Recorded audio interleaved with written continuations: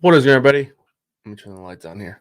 Welcome to the Optimal, presented by FTN Network. We're here on a Friday, going to do some NFL talk.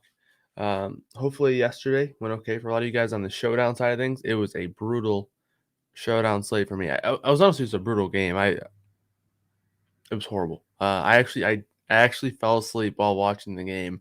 It was a very bad game. Not ideal. So hopefully you guys had a better night than I did last night in terms of the showdown stuff. And in terms of NBA as well. But on to week 11, kind of going to discuss some of that here. Have a lot of the content up for the new week in terms of the model video. That's live. The projections have been updated as of this morning. So a lot of the stuff is updated and ready to go for the week. So if you guys are looking to start researching and maybe even start building lineups, that's what we're going to do a little bit today. We're going to do some lineup building using the optimizer, and we're going to look at the projected popular plays, see where some of the chalk is coming in, talk about whether it's good chalk, bad chalk, maybe some chalk that we want to find pivots off of, and kind of just discuss that as we go through the positions. But appreciate you all for tuning in. Hopefully you can see me and hear me all right. If there's any issues, just let me know. But appreciate you tuning in. And if you guys are watching this on YouTube or Twitch, feel free to throw a comment in the chat, and I'll pull it up on the screen. If you're watching on Twitter, I'm going to try to follow along here. But if you're watching on Twitter, I will discuss that as well. So any questions you guys have, anything you want to talk about, feel free. I'm going to be here for about half hour, 45 minutes or so, talking some NFL lineup building. All right. Let me see if I can pull up the optimizer here.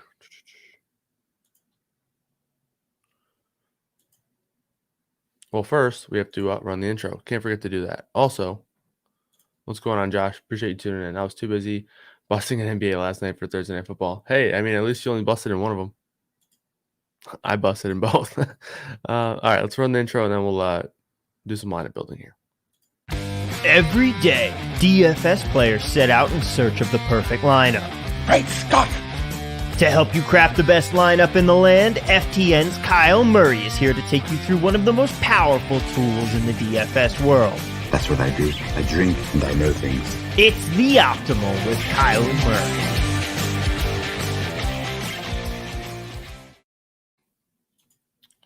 All right. I just saw a tweet. Apparently the little Hasbulla guy, he has a fight coming up, and it's been sold to UFC. Oh, that's funny. All right. Let me pull up the screen here.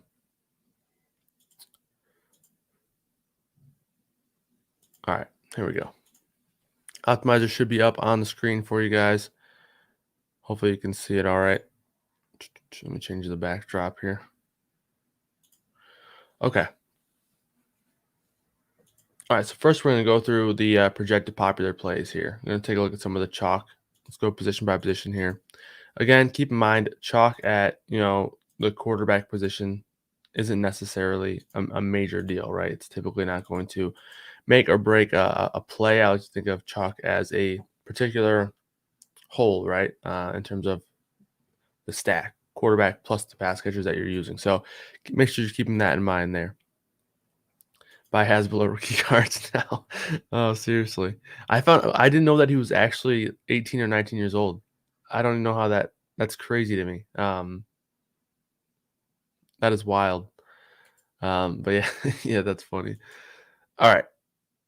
Patrick Mahomes, Derek Carr, Cam Newton, Josh Allen, Joe Burrow are the top 5. We have a lot of plays kind of bunched in here. It does look like a couple of names are potentially going a bit under the radar or overlooked here. And the one sticking out to me is Dak Prescott. I am highly confused as to why Dak Prescott's only projecting for 4% ownership. Obviously, a lot of it's going to update probably tonight and even tomorrow, and then even Sunday morning. So make sure you're checking back on those. But I just don't see that ownership staying that low. But even the fact that I have him that low now, it's probably going to be tough for him to work his way up into, above certain plays like Mahomes, even maybe like Josh Allen. But I think mostly the reason why it is so low is because when you consider the fact that if you're paying $7,200 for Dak Prescott, you can pay $7,600, just $400 more and get to Mahomes, which does seem like people are deferring to do there. But Then you have cheaper guys like Derek Carr, Cam Newton, both under 6K.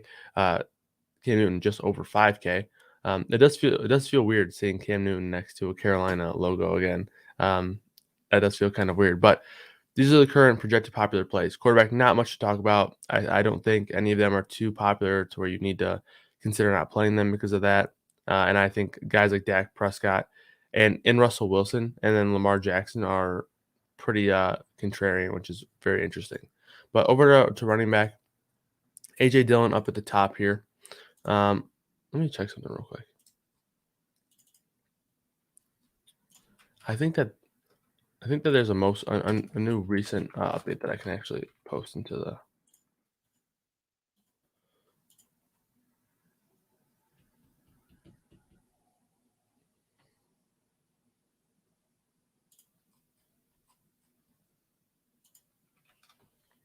I'm actually going to post another update real quick because I ran an update this morning that I can add to the optimizer right now. So I'm going to do that, and then we'll be good to go.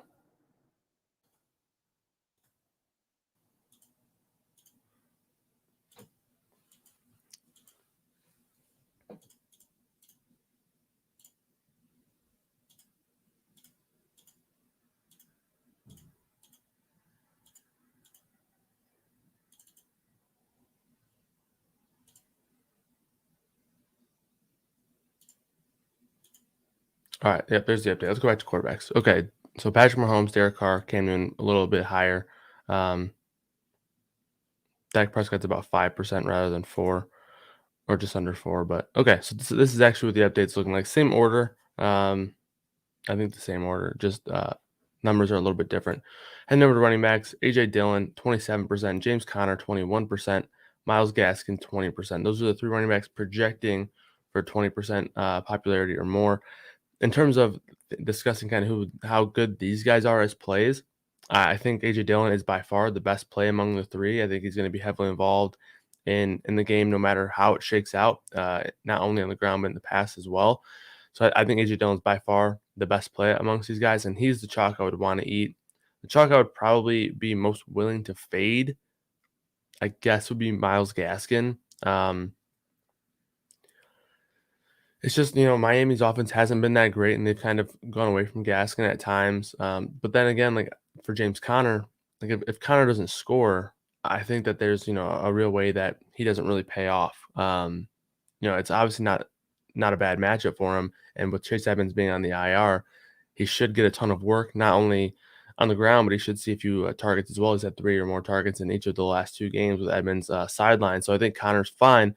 But, again, I talked about this last week. If he doesn't score, what's his stat line looking like? 50, 60 yards, maybe 3 catches for 30 yards or so. Like, sure, I'm sure he has, 100-yard upside games on the ground. But, I think that, again, he's just not really a guy that scares me unless he finds the end zone. Now, he has a really good chance to find the end zone a couple times, especially if Kyler Murray plays. If Kyler Murray plays, he's good to go. I think this offense overall is just a whole lot better, and that improves his viability as a play himself just because of his touchdown equity going up.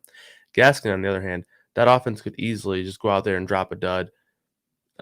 Sure, Gaskin, his upside was probably going to be with, reeling in 6 or 7 catches. I think that's kind of where his upside stems. But overall, don't mind fading either of those guys. While A.J. Dillon's, it's tough not to play A.J. Dillon this week. But if I had to rank them, I would rank them Dillon, Conner, Gaskin, kind of in the same order as the ownership right now. Next couple of guys, DeAndre Swift, he's okay. He just did really well in a tough matchup against Pittsburgh last week. Had 100 rushing yards on the ground, so that was pretty interesting. Now another tough matchup against another AFC North opponent in the Browns. So I think he's fine, but there's some other plays in this range I think I like a bit more. And then I think Jamal Williams could potentially be back this week. Gaskin yards per reception so bad the last 2 weeks, and his yards per carry. 2 weeks ago, he had 20 carries for 34 yards. Yeah, so that kind of sums it up for Myles Gaskin. All right, so Deandre Swift I think is fine. He's back down to 7K. Earlier he was kind of pushing the upper 7s at one point, so I don't mind the price there.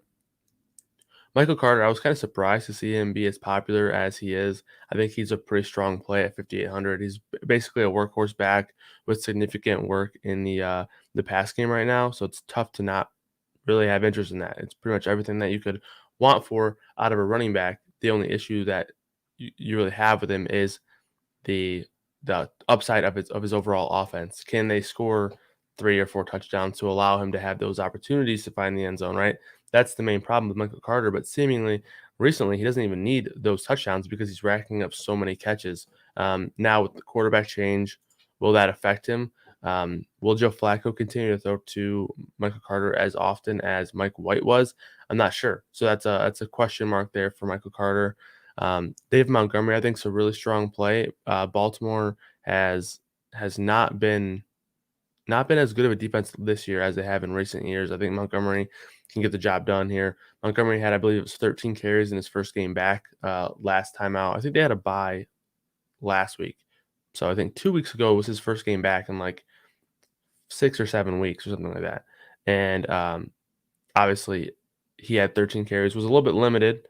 So I think that'll continue to kind of trend in a direction towards him getting away from those limitations. And obviously coming off the bye week, I think he's going to be a full go. I think he should not be this cheap. And I think he should be one of the more popular running backs on the slate. So I think even though he does have some ownership on him, he's not, contrarian by any means. I think he should be the second most popular running back on the slate. I don't know if you caught it last episode, but this week AJ Brown is my lock. Interesting. Okay. All right. So you're 2 for 3 right now, Brandon. The Lockett and the Devontae Smith calls were good. Terry McLaurin was okay. Definitely didn't help. I mean, I'm not saying it was a bad pick because I also really like Terry McLaurin. Just didn't quite pan out. I also did not expect Tampa Bay to be down. What was it? 14-0.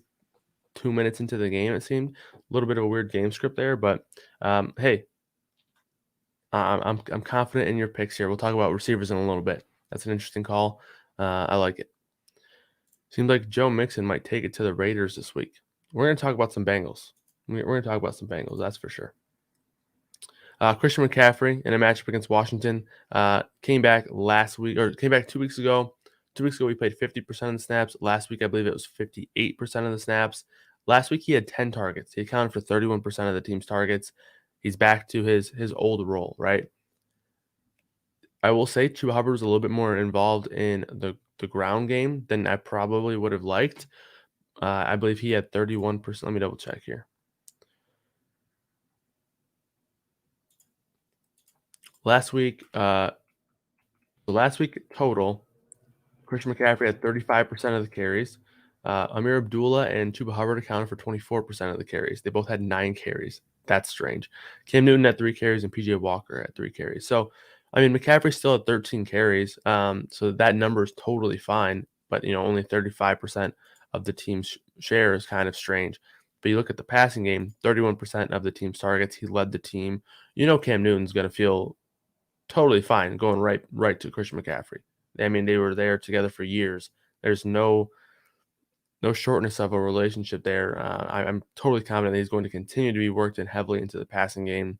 So 10 targets for McCaffrey last week. You can definitely pair him up with Cam Newton if you're looking to start Cam Newton in the stack. Yeah, McCaffrey's totally fine there. I like him a lot. Let me zoom in a little bit here. All right. Moving on down, Darrell Williams, Nick Chubb, Dalvin Cook, Josh Jacobs. Those are the rest of the names over 10% ownership. I think Nick Chubb is a fantastic play. If he stays at about 12%, I think that's way too low. He's part of the reason why I'm not getting the Swift a whole lot. $800 difference. I do prefer Chubb. I think he's a smash play this week. One of my favorite running back plays of the week. So talked about a couple of my favorite running back plays. Nick Chubb, David Montgomery, and AJ Dillon. Those are three of my favorite plays right now, and we've talked about it. They are all projecting for 10% or more. But in terms of guys like Chubb and Montgomery, I do think that they should be projecting for more ownership. So really like those 3 guys. They're probably 3 of my favorite running back plays right now. As for some plays under 10% that I really like, James Robinson came back, saw 12 carries, 6 targets last week.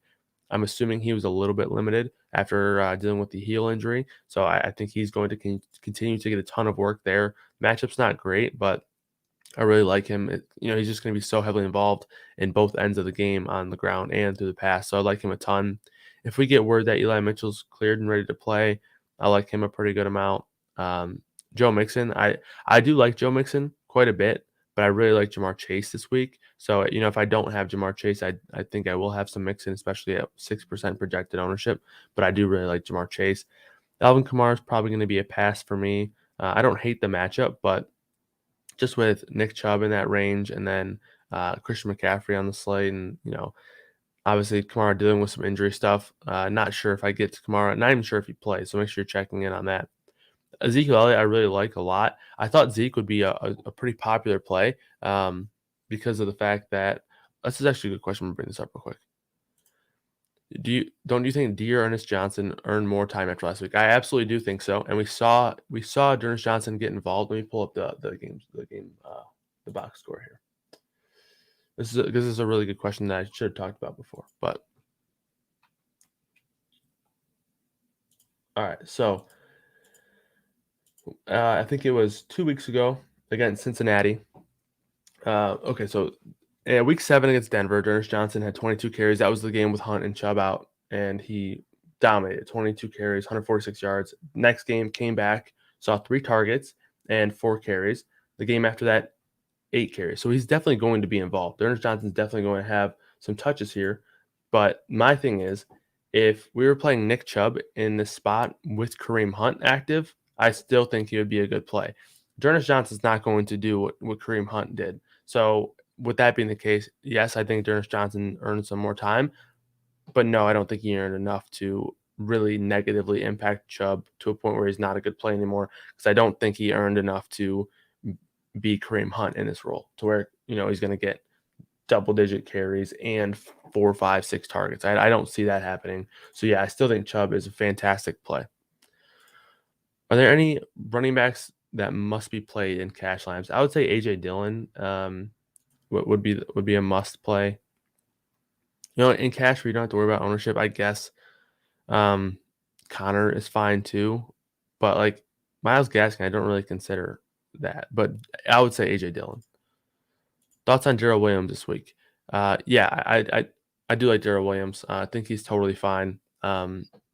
He's going to be in one of my more interesting games, in my opinion. Let me see if I can find him on the list. We just saw him, right?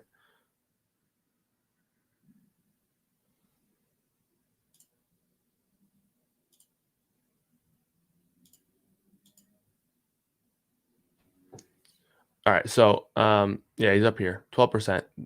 I guess there's a chance that Clyde returns this week.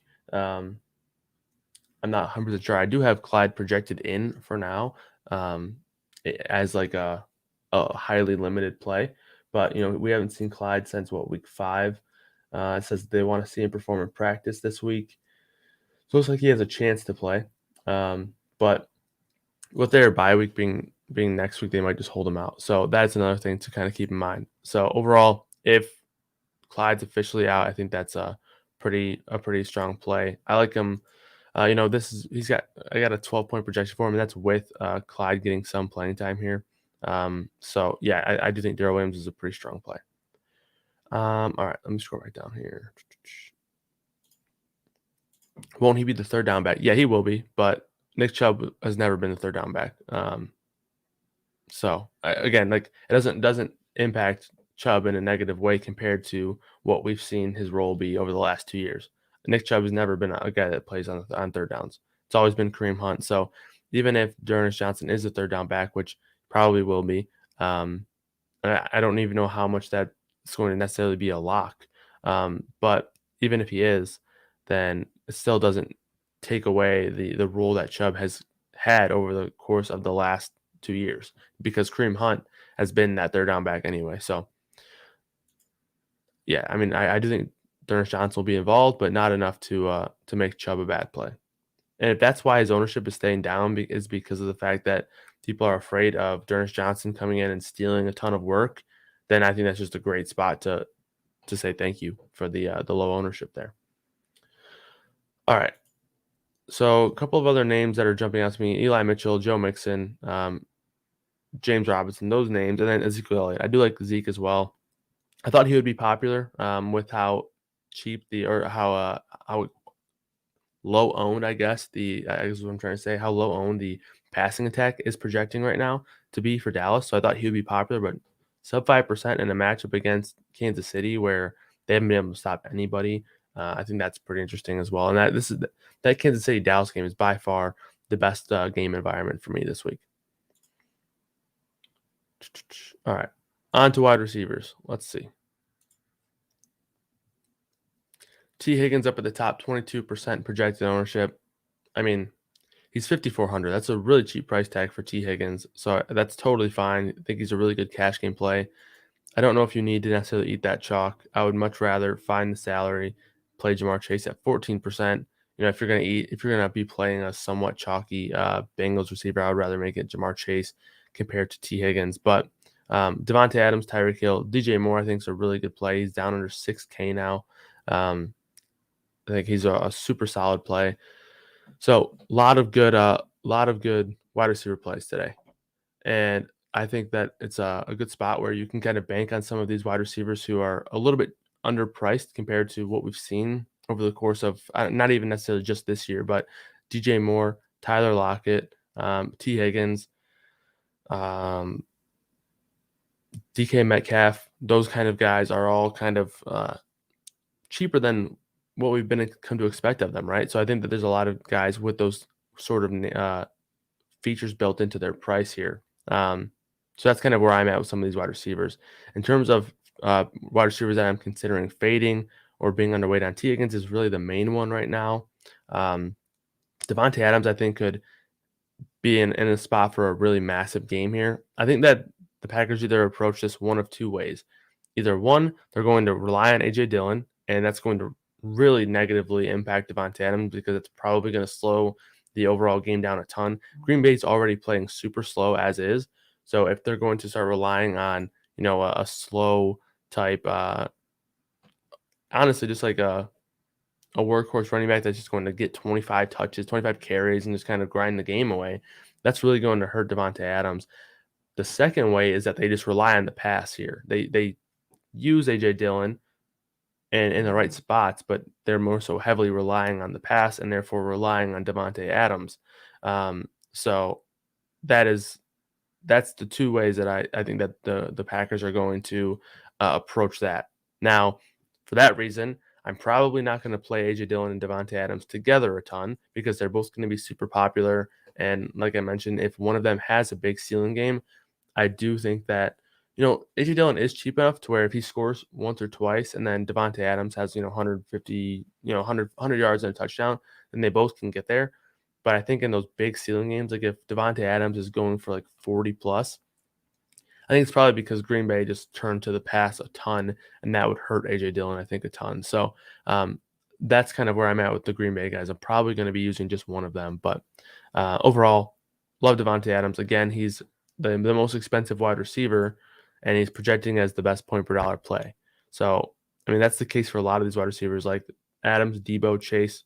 They're the most three expensive wide receivers, and they're projecting as the three best values as well. So it's tough to ignore those guys. I think they're all really strong plays.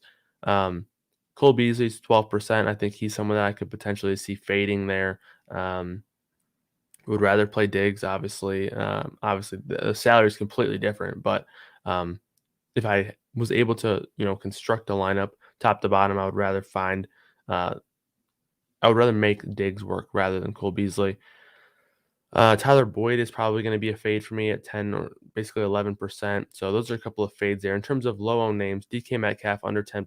AJ Brown, our guy Brandon, just called out AJ Brown. Great matchup against Houston, 10% projected ownership. Totally like that. Appreciate that comment, Brandon. Yeah, NBA has been good. NBA has been good recently. So I appreciate that. But DJ loves Cam. Yes, he does. Bates at tight end. Yeah, Bates Motel. We'll talk about that when we get to tight end. I guess Ricky Seals-Jones is questionable unless he got ruled out today. I didn't see that, though. Oh, he did get ruled out. Yep, he got ruled out today. About 30 minutes ago. So, all right, Ricky Seals-Jones is out. So Mr. Bates Motel is going to probably start. All right, we'll talk about that in a little bit as well.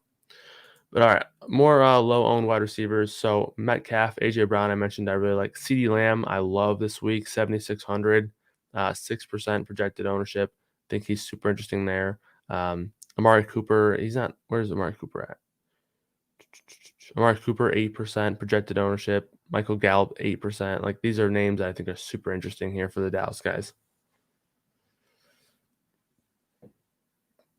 All right.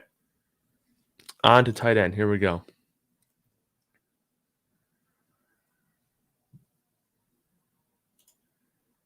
Most popular plays at tight end. Darren Waller, Travis Kelce, Dan Arnold once again. Dan Arnold's price keeps going up and the ownership keeps following. People love playing themselves some Dan Arnold. Cole Kmet about 10%. Dallas Goedert at about 10%. Overall, there's no chalk at tight end that I think is bad chalk. I think Darren Waller and Travis Kelce are both pretty strong plays. I will say if you are playing Darren Waller, you can just make the case for saying you can just pivot to George Kittle for 200 more. But the thing for me is Darren Waller correlates so well with guys like Jamar Chase or Joe Mixon or T. Higgins that I think that makes a super interesting stack. Obviously, you guys know that I really like Dallas, so Travis Kelce pairs really well with them. Dan Arnold's probably the fade for me at 10%. He's 4,100 now. I would rather play Cole Kmet. I would rather play Dallas Goedert. So Dan Arnold's probably that fade for me and at the position. But other than that, the guys that are probably too low owned, George Kittle, I think at 8% is interesting. Dalton Schultz at 5%. But other than that, you're probably not going to find a whole lot. And then I have to rule out Ricky Seals-Jones, but let's find John Bates here. Where's Mr. Bates at? No, he doesn't even have a projection with Ricky Seals-Jones still in there. So we'll update that and we'll get the models updated. But Uzoma as well. Yeah, he's fine. I probably don't play Uzoma a ton unless I'm using Joe Burrow. Just because, if I'm not using Joe Burrow, the odds are I probably do have Joe Mixon or Jamar Chase or maybe even T. Higgins. So if I'm going to have one of those guys and I'm not stacking, I probably won't get to use Uzoma a ton. And I do think, again, spending up a little bit at tight end is super interesting this week. I think Waller, Kelce, and Kittle all have a lot of upside. But if I'm not spending up, Cole Kmet is by far my favorite tight end to save salary with. He's been racking up a ton of targets. I do think Fields kind of started taking steps forward a little bit. He looked pretty solid against Pittsburgh at times. So I like Cole Kmet quite a bit here this week. Yep. Jeff Ratcliffe said in his show that Dallas is going to play CD out of the slot more with Gallup back. Yeah. First of all, yeah, CD has been better in the slot over the course of his career. A lot of receivers are better in the slot just because you get more targets there, and those targets are more easily converted into catches because you're running more intermediate or mid or kind of medium routes rather than those deep shots, right? So typically, slot wide receivers are pretty good for fantasy, especially when they're elite wide receivers who just get moved into the slot, like someone like CeeDee Lamb or like Cooper Kupp now, or like Keenan Allen last year. Like Keenan Allen is playing in the slot, but he could easily play on the outside, but they just like him in the slot more. So like it's kind of like a cheat code, right? So CeeDee Lamb's going to get that benefit there. But the biggest thing is like CeeDee Lamb's been the first read for Dak all year. So that's a major thing. Now, Amari Cooper and Michael Gallup still have massive upside, so I would recommend making sure you're able to get kind of a rotated combination of these guys in several lineups if you're building several lineups. And we'll talk about how to do that right now, actually. So we're going to do some we're going to build this stack here with Dak Prescott.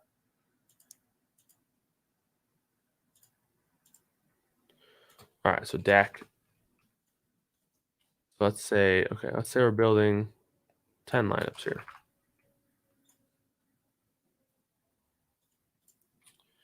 And we want a minimum of Dak in 10 lineups as a game stack. No less than, we'll pair them with 2. And then we want no less than 1 from the opposing team. Okay. So now if you're looking to stack Dak Prescott up, there's 6 players here with reasonable projections here. Now, the first thing I would do is start off by bumping up these projections for these wide receivers in these Dak lineups. Again, these projection boosts only account for those projections in the stacks. So I would want to bump those up a bit. Now, Tony Pollard's the guy that I'm stacking 0 with. Ezekiel Elliott probably stacking 0 with Dak Prescott. Maybe a little bit of Dak, maybe a little bit of Zeke, but I'm not going to boost his projection up. All right, and then as for the run backs, these guys we're going to give 0 to. Tyreek Hill, Allen Robinson just got ruled doubtful. So, okay, it looks like Logan Thomas is unclear. Maybe he has a chance to play. No decision on Clyde yet. So no decision on Clyde. Allen Robinson, doubtful, so he's basically out. Ricky Seals-Jones out. Logan Thomas, unclear. So that's strange, but okay. So let's say we want CeeDee Lamb and 70%, Amari Cooper 70%, Gallup 50%. We'll say Dalton Schultz 30%. All right, and then as for the run backs, we're going to say 0 Clyde. We'll say 25%. We'll say 30% Gerald Williams. 50% Tyreek. 50% Travis Kelce. 10% Hardman. All right, so that's our current stack right now.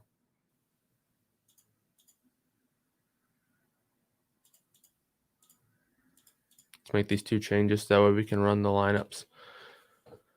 All right, I didn't update the uniques or anything, or the randomization, but we can just get a good feel for some of these lineups here.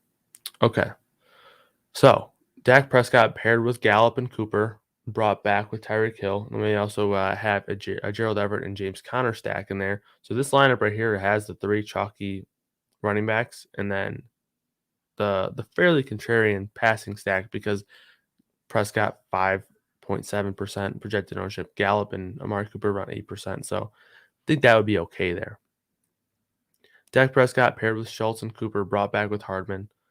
Prescott with Gallup and Cooper, brought back with Hill. That's pretty much the same lineup there. Browns D is the only defense that changes anything. Let's bump up the randomization there. We don't want lineups to be that similar.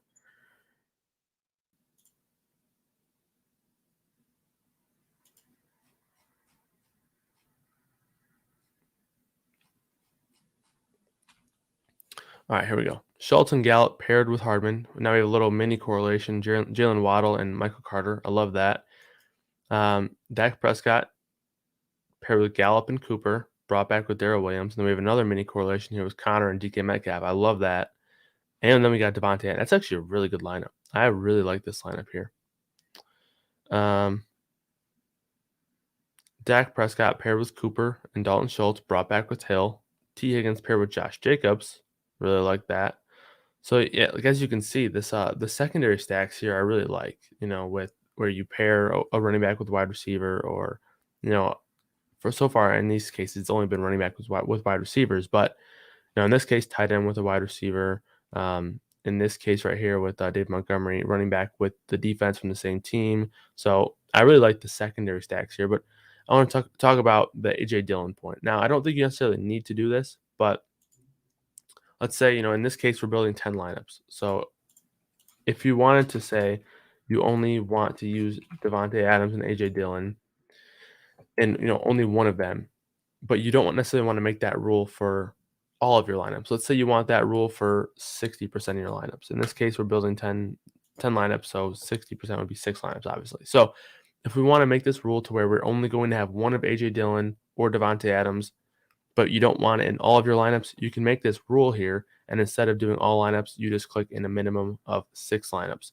So now this rule is going to account for these guys in a minimum of 6 of these lineups. So if you want to go a little bit lower, you can do that as well. But it's not going to necessarily mean that it's going to automatically account for this rule in all of your lineups. If you let's say you did a per team player limit where you said, oh, I only want one Green Bay Packer or something like that, you can really make this work with the player stat or the stacking system here. Okay, so we're going to close this one here and we're going to add this rule. So now we're in the player combination rules. We're saying you can only use one of AJ Dillon or Devontae Adams in a minimum of 6 lineups. So that's a way to kind of make those kinds of rules work. And someone actually, I think it was Kruggers from the Discord channel, he asked something similar to that about Showdown. Is there a way to make a rule along the lines of this is his direct question. Hopefully he's okay with me reading it. If you're using a quarterback in this is for sure, I'll keep that in mind. So if quarterback X is in captain or the flex, can you include opposing defense in at most Y% of lineups? So that basically works the same way, but you would want to just say 0% in a minimum of whatever lineups, or 0 in a minimum of however many lineups. So let's say maybe you're doing the AJ Dillon rule, and you know that you want just AJ Dillon and Devontae Adams. This rule is in a minimum of 6 lineups is going to account for these two separating in those builds. So that's kind of how I'm approaching these sort of rules here. Like another name is maybe someone like Jamar Chase and Joe Mixon. Maybe you only want to use one of those guys, or I don't know. Those are the two main examples there. But maybe you only want to use one of Ezekiel Elliott or CeeDee Lamb in non-stack lineups. So it's more so for those guys that you're probably not stacking. I guess one could be like George Kittle, Deebo Samuel, Elijah Mitchell, like that kind of group. Maybe set a rule saying I only want to use one of those 3. So because you're probably not going to be stacking them, but you want some exposure, but you don't want to have too many players from the same team without the quarterback there. So that's a couple of ways to build some lineups there for NFL for Week 11 using the optimizer. We're going to get out of here.